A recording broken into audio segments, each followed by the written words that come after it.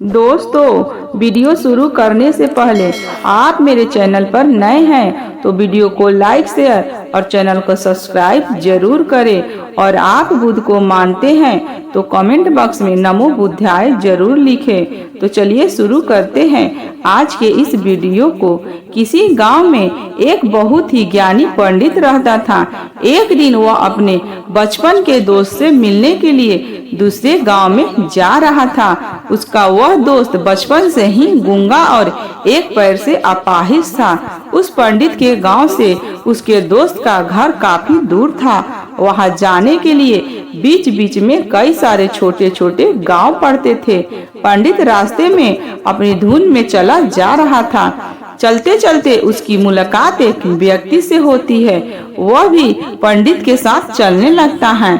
उस आदमी को देखकर पंडित बहुत खुश हो जाता है। उसने सोचा चलो अच्छा हुआ, साथ साथ चलने से उसका सफर आसानी से कट जाएगा।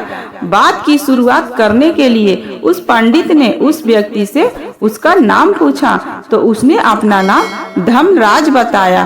पंडित को यह नाम कुछ अजीब सा लगा, लेकिन उसका नाम के विषय में कुछ और पूछना उचित नहीं समझा।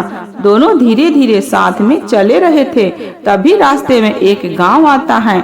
गांव का प्रवेश द्वार आते ही धर्मराज ने पंडित से कहा, तुम आगे चलो, मुझे इस गांव में एक काम है, मैं तुमसे आगे मिलता हूँ।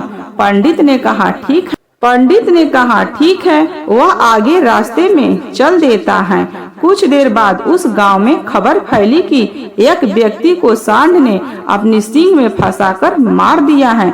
जैसे ही सांड ने उस व्यक्ति को मारा, ठीक कुछ ही देर में धर्मराज पंडित के पास आ गया।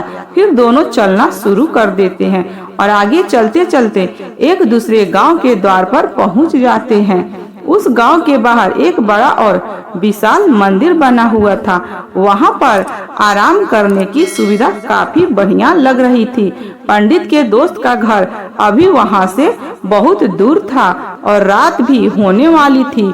तो पंडित ने धर्मराज से कहा, रात होने वाली है, पूरे दिन चलते चलते थक भी चुके हैं और भूख भी लग रही है, तो यहाँ पर भोजन करके यहीं पर हम विश्राम कर लेते हैं। फिर सुबह के समय आराम से आगे की यात्रा जारी करेंगे। धर्मराज ने कहा, ठीक है, मुझे इस गांव में किसी को कुछ जरूरी सामान देने जाना है। तुम भोजन करके आराम करो, मैं बाद में आकर भोजन कर लूंगा। इतना कहकर वह वहां से चल जाता है। लेकिन उसके जाते ही कुछ ही देर बाद धुआं उठता हुआ दिखाई देता है और देखते ही देखते पूरे गांव में आग लग जाती है। पंडित ने हैरानी से सोचा कि यह धर्मराज जहाँ भी जाता है वहाँ कोई ना कोई अनहोनी जरूर हो जाती है। कुछ तो गड़बड़ है इस व्यक्ति में। लेकिन पंडित ने रात्रि में धर्मराज से कुछ भी पूछना उचित नहीं समझा। सुबह होते ही दोनों फिर से अपनी यात्रा शुरू कर देते हैं। कुछ देर चलने के बाद रास्ते में फिर से एक गांव आता है। धर्मराज ने फिर पंडित से कहा, आप आगे चलिए, मुझे इस गांव में अपने मित्र से मिलने जाना है। मैं अपने दोस्त से मिलने के बाद आगे रास्ते में मिलूंगा। यह कहकर धर्मराज वहां से चला गया। लेकिन पंडित इस बार आगे नहीं गया, वहीं खड़ा होकर धर्मराज को देखता रहा कि वह कहाँ जा रहा है और क्या करता है। तभी थोड़ी देर बाद लोगों की आवाज सुनाई देने लगी कि एक व्यक्ति को सांप ने काट लिया है और उसकी मृत्यु हो गई है। ठीक उसी समय धर्मराज फिर पंडित के पास पहुंच गया। लेकिन इस बार पंडित से रहा नहीं गया और उसने धर्मराज से पूछ ही लिया कि तुम जिस गांव में जाते हो वहां कोई ना कोई अनहोनी जरूर हो जाती है। क्या तुम मुझे बता सकते हो ऐसा क्यों हो रहा है? धर्मराज कहा, पंडित, आप तो मुझे बहुत ज्ञानी मालूम पड़ रहे थे, इसीलिए मैं आपके साथ चलने लगा था, क्योंकि ज्ञानियों का साथ बहुत अच्छा होता है। परंतु अभी तक समझ नहीं पाया कि मैं कौन हूँ। पंडित ने कहा, मैं समझ गया हूँ, लेकिन मुझे कुछ शंका है। अगर आप ही अपना उपयुक्त परिचय दे दे तो मेरे लिए आसानी होगी। तब धर्मराज ने जवाब दिया कि मैं यमदूत हूँ और यमराज की आज्ञा से उन लोगों के प्राण हरण करता हूँ जिनकी उम्र पूरी हो चुकी है। हालांकि पंडित को पहले से ही इस बात की आशंका थी, फिर भी धर्मराज के मुंह से यह बात सुनकर वह घबरा गया। लेकिन वह हिम्मत करके पूछता है कि अगर तुम सच में यमदूत हो तो मुझे बताओ, अगले मृत्यु किसकी है? धर्मराज ने जवाब दिया, अगली मृत्यु तुम्हारे उस मित्र की है जिसने तुम मिलने जा रहे हो, और उसी मृत्यु का कारण भी तुम ही बनोगे। ये बात सुनकर पंडित सहम गया और सोच में पड़ गया कि अगर सच में यह धर्मराज यमदूत हुआ तो उसकी बात भी सच होगी और उसके कारण मेरे बचपन के सबसे अच्छे मित्र की मृत्यु हो जाएगी। तो सबसे अच्छा तो यही होगा कि मैं अपने मित्र से मिलने ही ना जाऊं। कम से कम मैं उसकी मृत्यु का कारण तो नहीं बनूंगा। धर्मराज ने मुस्कुराते हुए कहा, तुम जो सोच रहे हो वह सब मुझे पता है, मगर तुम्हारे अपने मित्र से मिलने ना जाने से नियति बदल नहीं जाएगी। तुम्हारे मित्र की मृत्यु तो निश्चित है और वह अगले कुछ ही पलों में घटित होने वाली है। महाकाल के मुंह से ऐसी बातें सुनकर पंडित को झटका लगा, क्योंकि महाकाल ने पंडित के मन की बातें पढ़ ली थी, जो कि एक समान व्यक्ति के लिए संभव नहीं है। अब पंडित को विश्वास हो गया कि यह धर्मराज सचमुच ये यमदूत ही हैं। जब पंडित को यह संपूर्ण विश्वास हो गया कि धर्मराज जी यमदूत हैं, तो वह घबरा गया। वह अपने मित्र की मृत्यु का कारण नहीं बनना चाहता था, इसीलिए वह पलटकर अपने गांव की तरफ वापस जाने लगा। लेकिन जैसे ही पंडित वापस जाने के लिए मुड़ा, उसने देखा कि उसका मित्र तेजी से उसकी तरफ चला आ रहा है, जो दिखाई दे रहा था। अपने मित्र के आने की गति को देखकर पंडित को ऐसा लगा कि जैसे उसका मित्र काफी देर से उसका ही पीछा कर रहा है, लेकिन वह बचपन से ही गूंगा था और एक पैर से लंगड़ा भी था, इसीलिए ना तो वह पंडित को आवाज देकर रो पाया था और ना ही उस तक पहुंच पा रहा था। लेकिन जैसे ही वह पंडित के पास पहुंचा, अचानक ही जमीन पर गिर पड़ा और उसकी मृत्यु हो गई। पंडित हकबका होकर धर्मराज की ओर देखने लगा, जैसे कि वह पूछना चाह रहा हो कि आखिर क्या हुआ। धर्मराज ने पंडित के मन में उठ रहे प्रश्नों को समझ गया और बोला, तुम्हारे मित्र ने पिछले गांव में ही तुम्हें देख लिया था और मैं वहीं से ही तुम्हारा पीछा कर रहा था, लेकिन गूंगा और लंगड़ा होने की वजह से वह तुम तक नहीं पहुंच पाया। उसने अपनी पूरी ताकत लगाकर तुम तक पहुंचने का प्रयास किया, लेकिन बुढ़ापे में बचपन जैसी ताकत नहीं होती है, इसीलिए हार्ट अटैक होने के कारण उसकी मृत्यु हो गई, क्योंकि वह तुमसे मिलने के लिए अपनी सीमाओं को तोड़कर तुम्हारे पीछे भाग रहा था। इसीलिए अपने मित्र की मृत्यु का कारण भी तुम ही कहलाओगे। अब पंडित को पूर्णतः विश्वास हो गया था कि धर्मराज एक यमदूत है और उसका कार्य जीवों को प्राण हर लेना है। लेकिन पंडित एक ज्ञानी व्यक्ति था, वह भी जानता था कि मृत्यु पर किसी का बस नहीं है, सबको एक न एक दिन मरना ही है। यही अचानक ही पंडित के मन में अपनी मृत्यु के बारे में जानने की इच्छा हुई, इसीलिए उसने धर्मराज से पूछा कि जब मृत्यु मेरे दोस्त की होनी थी तो तुम शुरू से ही मेरे साथ चल रहे थे। तो यह प्रश्न सुनकर धर्मराज जोर से हंसा और बोला, मैं तो हर पल हर क्षण सभी के साथ चलता हूँ, किंतु जो लोग पहचान नहीं पाते, क्योंकि जो लोग के पास अपनी समस्याओं के अलावा किसी और व्यक्ति, वस्तु या घटना के बारे में सोचने समझने या उसे देखने का समय ही नहीं रहता। पंडित ने कहा, तो क्या तुम यह बता सकते हो कि मेरी मृत्यु कब, कहाँ और कैसी होगी? महाकाल ने कहा, हालांकि किसी भी समान जीव के लिए अपनी मृत्यु के बारे में जानना ठीक नहीं है, क्योंकि कोई भी जीव हो अपनी मृत्यु के बारे में जानकर बहुत दुखी हो जाता है। हालांकि तुम ज्ञानी व्यक्ति मालूम पड़ते हो और तुमने जिस तरीके से अपने मित्र की मृत्यु को सहन किया है, उसने देखकर लगता है कि तुम अपनी मृत्यु के बारे में जानकर भी दुखी नहीं होगे। तो तुम्हारी मृत्यु आज से ठीक 6 महीने बाद आज के ही दिन किसी दूसरे राज्य में फांसी लगने से होगी। और सबसे हैरानी की बात तो यह होगी कि तुम स्वयं ही खुशी से उस फांसी को स्वीकार कर लोगे। इतना कहकर धर्मराज वहां से चला गया। लेकिन अब धर्मराज के पास पंडित के साथ चलने रहने का कोई कारण न था। इसके बाद पंडित ने अपने मित्र के शरीर का अंतिम संस्कार किया और यथाशक्ति उसके क्रियाकर्म करके अपने गांव वापस आ गया। लेकिन कोई व्यक्ति कितना भी ज्ञानी क्यों न हो, अपनी मृत्यु के बारे में जानकर दुखी तो होता ही है और मृत्यु से बचने का कोई न कोई उपाय भी खोजता है। तो पंडित ने भी वही किया, क्योंकि पंडित विद्वान था, इसीलिए उसकी पहचान उस राज के राजा तक थी। पंडित ने सोचा कि राजा के पास तो कई सारे ज्ञानी मंत्री हैं, वे मेरी मृत्यु से संबंधित समस्या का कोई न कोई समाधान निकाल ही लेंगे। पंडित यही सब सोचता हुआ राज दरबार में पहुंच जाता है और राजा से सारी घटनाएं के बारे में बताता है। राजा ने अपने मंत्रियों को सारी समस्या बताई और उससे सलाह मांगी। अंत में सभी ने विचार विमर्श करके कहा, अगर पंडित की बात सही है तो उसकी मृत्यु भी 6 महीने बाद ही होगी, लेकिन मृत्यु तो तब होगी जब वह किसी दूसरे राज्य में जाएगा। यदि वह किसी दूसरे राज्य में जाए ही ना तो मृत्यु ही नहीं होगी। मंत्रियों की यह सलाह राजा को भी सही लगी। इसके बाद पंडित के रहने की सारी व्यवस्था महल में ही करा दी गई और राजा के आदेश के बिना उस पंडित से किसी को भी नहीं मिलने दिया जाता था।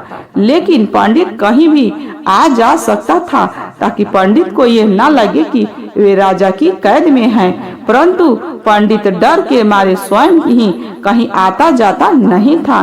धीरे धीरे महीने गुजरे गए और पंडित की मृत्यु का समय नजदीक आने लगा और अंततः वह भी दिन आ गया जिस दिन पंडित की मृत्यु होनी थी।